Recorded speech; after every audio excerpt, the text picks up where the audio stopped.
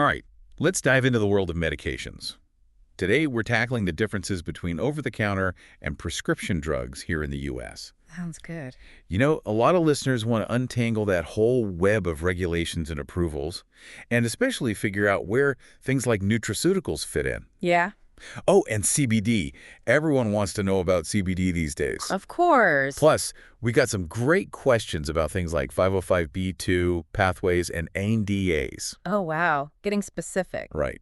It gets pretty complex. Luckily, we've got you here to help us break it all down. Happy to be here. Let's start with something that might surprise people. Okay, I'm intrigued. Did you know that some of the stuff we eat is technically considered a drug? Wait a minute. I thought we were talking about medications, not my grocery list. I know, right? It's all about the intended use. Okay. So take baking soda, for example. Okay, yeah, baking soda. You can use it in baking, of course, but it's also marketed as a heartburn remedy. Oh, right. Because it's used for medicinal purposes, boom, it falls under the FDA's regulations for over-the-counter drugs. So the same thing can be a food and a drug depending on how you're using it. Exactly. That's pretty wild. It seems like there must be a ton of rules to keep everything straight. Oh, there are, definitely. The main source is the Code of Federal Regulations, or CFR, specifically Title 21. It's basically a giant encyclopedia for anything and everything related to food and drugs. Wow. Different sections are dedicated to specific types of products, so it gets very detailed. Got it. CFR, Title 21. So Yeah. whether we're talking about a simple antacid or like a really powerful prescription painkiller, Right. there have to be some baseline quality standards, right? Absolutely. Both OTC and prescription drugs have to meet something called Current Good Manufacturing Practices, Okay. or CGMPs for short. CGMPs. Yeah. Is that just a fancy way of saying, like, keep your kitchen clean? That's actually a great analogy. Okay. CGMPs basically ensure that all drugs, doesn't matter if you pick them up off the shelf or needed a prescription, they're all made with that same level of care, that same focus on safety. Think of it as a guarantee that your medications have been made in a really clean, really controlled environment, following all those strict quality standards. So CGMPs are like the universal hygiene rule, no matter what you're cooking up, so to speak. Exactly. But then, obviously, prescription drugs have to go through a much more intense approval process. Right. Why is that? Well, it really comes down to the potential risks and benefits. Okay. Prescription drugs are often much stronger. Right. They can have some pretty serious side effects. So the FDA, the Food and Drug Administration, they have a much stricter approval process, got to make sure everything is safe and effective. That makes sense. So walk me through it. What does a company have to do to get a brand new prescription drug approved? All right, so they have to submit what's called a new drug application or an NDA to the FDA. This is not just some quick form they fill out. It's massive. Really? Oh, yeah. It's a huge document that details literally everything about the drug. Everything from its chemical structure to, the results of years of clinical trials. Years. Wow. So they're really put through the ringer, these drugs. For sure. The FDA wants to see data on everything, how the drug works in the body, how effective it is at treating the condition it's meant for, any side effects, how it's made, the whole 9 yards. So they don't just look at whether the drug works, they really weigh the benefits against the risks. Exactly. They want to make absolutely sure that it's safe for people to use. So the FDA is like a gatekeeper, making sure only safe and effective drugs make it to the market. That's a great way to put it. But drug development's a global thing, right? Yeah. Do other countries have similar processes? Definitely. And that's where the International Council for Harmonization comes in. Okay. Or ICH. ICH, got it. They bring together regulatory authorities and pharmaceutical companies from all around the world to basically develop guidelines for good clinical practice. So the ICH is making sure there's some consistency in how drugs are developed and evaluated across different countries. Yep, that's the goal. Sounds like a win for global public health. I think so, too. Okay, so prescription drugs, we got that covered. Let's move on to over-the-counter drugs. Right. Are those also subject to all this FDA scrutiny? Oh, absolutely. You might be able to buy them without a prescription, but OTC drugs still go through a pretty rigorous FDA approval process. Really? Yep. The FDA has to be confident that they're safe enough for people to use on their own. So it's not just a free-for-all out there. Not at all. There's still a lot of oversight. Got to make sure what ends up on drugstore shelves is safe for everyone. But there must be some unique things about OTC drug regulation. Oh, there are, definitely. I mean, we talked about intended use being important. Does that come into play here too? Totally. Remember that baking soda example? It's a great illustration of how things can get a bit blurry between food and drugs. Right, right. So what else is unique about OTC drugs? Well, another interesting thing is the tamper-evident packaging requirement. You mean like that seal you have to break before you can open a bottle of pills? Exactly. I've always wondered about that. Well, unfortunately, it was implemented after some pretty tragic situations where OTC meds were tampered with. Oh, wow. So it's a super important safety measure to make sure what you're buying is actually what it says it is. Yeah, that's a sobering reminder about how important those regulations are. Speaking of things that can get a little tricky, let's talk about nutraceuticals. Okay. Where do those fit into all of this? That's a great question. And this is where things get even more complex, Okay. especially when it comes to your question about CBD. Oh, yeah, CBD. Everyone's talking about it. All right, let's unpack this a bit. First things first. Remind me, what exactly are nutraceuticals? Think of them as products that are derived from food sources, but they're making claims about additional health benefits. Oh, Things like fish oil capsules, probiotics, certain herbal extracts, they often fall into this category. so they're kind of in that gray area between food and drugs, Yeah. but they're regulated, right? Yes, but the regulations are usually a bit less strict than those for actual drugs. All right. Nutraceuticals usually fall under dietary supplement regulations, which means they don't have to go through that same intense FDA approval process as OTC or prescription drugs. So less evidence is required, but there's also less oversight. Exactly. That sounds like it could be a bit of a double-edged sword for consumers. It definitely can be. Now, bring us to CBD, since that's what everyone wants to know about. Okay. It often gets marketed as a nutraceutical, right? It does. So where does it fit into this regulatory puzzle? Is it a drug? Is it a supplement? Is it both? Is it neither?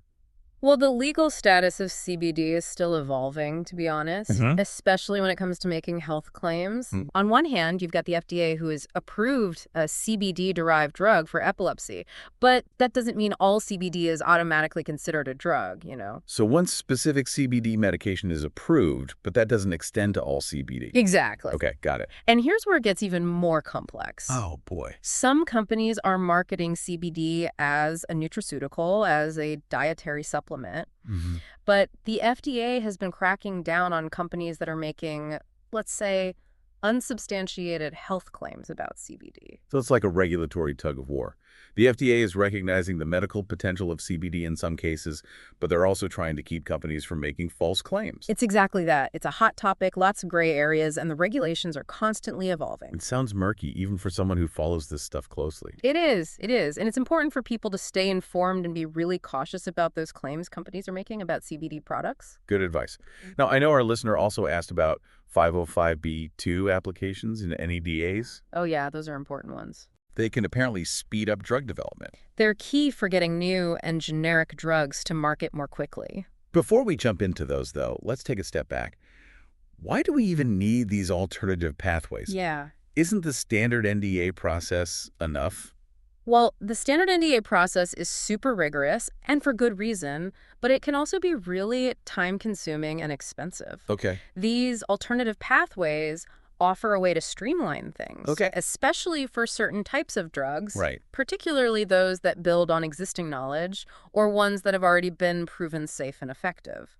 So they're kind of like shortcuts, but not in a way that's going to compromise safety or effectiveness, right? Exactly. Yeah. You still have to go through a thorough FDA review, but companies can leverage existing data, and that can seriously speed up the approval process. Okay, I like the sound of that. Right. Let's dive into 505(b)(2) first.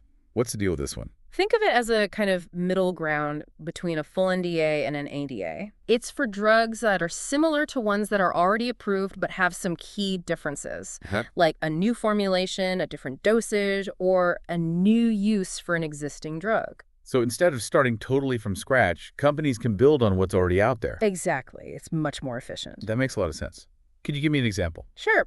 Let's say a company wants to make a new extended release version of a drug that already exists. They could use the 505(b)(2) pathway. Okay. They can rely on some of the data that was used to approve the original drug. So it's like a remix, taking a proven hit and tweaking it for a new purpose, or maybe just delivering it better. That's a great way to put it. What about NDAs? Where do those come in? NDAs are abbreviated new drug applications. Okay. That's the pathway for generic drugs. Generic drugs, the heroes of affordable medication. You got it. So how do NDAs help? It's all about bioequivalence. Bioequivalence? Yeah. Okay, that's another one for the acronym bingo card. What does that mean? It means that the generic drug works in your body the exact same way as the brand name drug. Okay. Same active ingredient, same dosage. Got it. And it delivers the same amount of the drug to your bloodstream over time. So it's like a generic brand of cereal, maybe? Huh, exactly. Different packaging, but the stuff inside is essentially the same. Yep, that's the idea. Generic drug manufacturers, they don't have to repeat all those really expensive clinical trials that were done for the original brand name drug. They just have to prove that their version is bioequivalent. Makes sense. It streamlines the whole process, which helps make meds more affordable. And that's a good thing. Absolutely. And DAs play a crucial role in making sure everyone can access affordable medications. All right, so we've covered TGMPs, NDAs, 505(b)(2)s, ANDAs. Yeah. My head's spinning a bit, but in a good way. It's a lot to take in, for sure. It's fascinating to see how these medications actually get to us. It is a pretty complex world. Before we move on, I want to touch on something we mentioned earlier. Those gray areas, especially with nutraceuticals. Yeah. Let's say something is being marketed as a superfood with all these amazing health benefits. Right. How can our listeners tell if it's really safe and effective? What questions should they be asking? That's a fantastic question, and it's something everyone should be thinking about. So where do we even start? Well, we'll dive deeper into all of that in the next part of our deep dive. Sounds good. We'll be right back after a short break. Yeah, it really is a jungle out there, Right. especially with all these wellness products. Mm-hmm. They make all sorts of claims. And Yeah. remember, nutraceuticals, Yeah. they're not subject to the same level of scrutiny as actual drugs. Right. Yeah. So a healthy dose of skepticism is never a bad thing. Okay, so how can our listeners be savvy consumers when it comes to these products? Good question. What are some, red flags to look out for? I'd say one of the biggest red flags is any product that claims to cure or treat a specific disease. Okay. That's a huge no-no, unless it's been approved by the FDA, as a drug. So if something says it can cure diabetes or eliminate arthritis, that's a problem. Yeah, run the other way. Got it. Those are the kinds of claims that should make you really suspicious. Mm-hmm. Remember, if it sounds too good to be true, it probably is. Yeah, good advice. Right. What about claims that are a little more subtle? Like, what if a supplement says it supports immune health or promotes relaxation? Those are definitely trickier Yeah. because they're often vague enough to avoid making specific medical claims. Right. But even with those, Yeah. you really got to look for evidence. What kind of evidence should people be looking for? Ideally, you want to see if those claims are backed up by scientific research. Right. Look for studies that have been published in reputable journals, and be careful about testimonials or anecdotes. Right. They're not the same as solid scientific evidence. So don't just take the company's word for it. Exactly. Do your own research. Look for information from sources that are independent, Right. like the National Institutes of Health website. Okay. They have great information on dietary supplements that's actually evidence-based. Now, when it comes to CBD specifically, since the regulations are still, kind of up in the air, Yeah. what's your advice? I'd say proceed with caution. Okay. The FDA has been sending out warning letters to companies making claims about CBD that aren't backed up. Yeah. So be wary of those products making big promises. So, if a CBD product claims to cure everything from insomnia to cancer, that's a red flag. Huge red flag. Okay. You really want to stick to products from companies, are reputable, companies that are open about their manufacturing process, where they get their CBD from. Right. And if you're thinking about using CBD for a specific health condition, Yeah. it's always best to talk to your doctor first. That's good advice. I think it's easy to forget that even though these things are marketed as, natural or plant-based, they could still have powerful effects. Right. They could interact with other medications. Definitely. So it's always better to be safe than sorry. Exactly. And consult with a healthcare professional. For sure. Speaking of being cautious, I want to circle back to the drug approval process for a minute. Okay. We've talked about NDAs, 505(b)(2)s, and ANDAs, but none of those actually guarantee that a drug will get to market, right? That's right. Even after going through all of that, a drug still needs to get approval from the FDA. Right. The review process is very thorough, And they won't hesitate to reject an application if they have concerns about safety or effectiveness. So it's not just a rubber stamp. Mm-hmm. The FDA really does their homework. Absolutely. And even after a drug is approved, they keep monitoring it. Oh, wow. It's called post-marketing surveillance. Okay. They can actually pull a drug off the market if there are new safety concerns. So it's not just a one-time check. They're keeping an eye on things even after a drug is available to everyone. Yep, that's how seriously they take their role in protecting public health. And that's reassuring. It is. Well, it sounds like the FDA has a pretty big job. They do. And a crucial one. For sure. But we've been talking a lot about regulations and processes. Yeah. Let's bring it back to something a little more personal. Okay. Knowing all of this about drug regulation, how should our listeners approach their own healthcare decisions? That's a great question. What questions should they be asking their doctor or pharmacist about their medications? I think the most important thing is to be really involved in your healthcare. Okay. Don't be afraid to ask questions, even if they seem basic. So no question is too silly. Exactly. You have the right to understand your medications, how they work. Ask your doctor or pharmacist about things like potential side effects. Are there any interactions with other meds you might be taking? What to do if you miss a dose? Right. Things like that. That's a great list. Yeah. It reminds me of something we talked about earlier. What? The importance of looking beyond the marketing and doing your own research. Oh, absolutely. Right. Don't just take everything at face value. Yeah. Dig a little deeper, ask those questions, and be an informed consumer. Knowledge is power, especially when it comes to your health. Couldn't agree more. Well, this has been a fascinating trip through the world of medications, that's for sure. It has. But before we wrap up, I want to touch on one last thing. Okay. We've been talking about the U.S. this whole time. Right. But drug regulations are different in other countries, right? Oh, absolutely. What might be an OTC drug here could require a prescription somewhere else. Oh, wow. And the approval processes can be completely different, too. So if you're traveling with medications, Yeah. it's a good idea to check the rules of the country you're going to. Always a good idea to be prepared and avoid any surprises at the border. Good advice. Right. Well, listener, I hope you feel a lot more equipped to navigate the world of medications now. Me too. It's definitely complex. It is. But even understanding the basics Yeah. can really help you make good decisions about your health. Exactly. And remember, Yeah. if you ever have questions about your medications, don't hesitate to talk to your doctor or pharmacist. Oh, absolutely. They're great resources. They are. They're your partners in this. Couldn't said it better myself. Well, Thanks for joining us for this deep dive into the world of medications. it's been a pleasure. We've covered so much in this deep dive. We have. From those really strict regulations on prescription drugs Yeah. to nutraceuticals and CBD. But there's one more piece I want to look at. Okay. The human side of things. You're talking about clinical trials. That's a big one. Yeah. We've mentioned them here and there, Right. but I think it's worth taking a closer look at what actually happens in a clinical trial. Yeah, definitely. After all, these trials involve real people Right. who are volunteering to test new medications. Absolutely. It's a big deal. It is. Yeah. Clinical trials are these carefully designed studies. Okay. That help researchers figure out whether a new drug or treatment is safe and effective, and they involve human volunteers who are very closely monitored. So it's kind of like a real-life laboratory, Yeah. but with people instead of test tubes. Exactly. And just like in a lab experiment, there are different phases for clinical trials. So break it down for me. Yeah, What are the different phases? All right, so the first phase, phase 1, Yeah. focuses mainly on safety. Okay. Researchers are trying to see how the drug is absorbed by the body, how it's broken down, how it's eliminated, and what doses are safe. So they start with a small group of people and basically see if it's toxic. Basically, yeah. What happens if it passes that first test? Then it moves on to phase 2. Okay.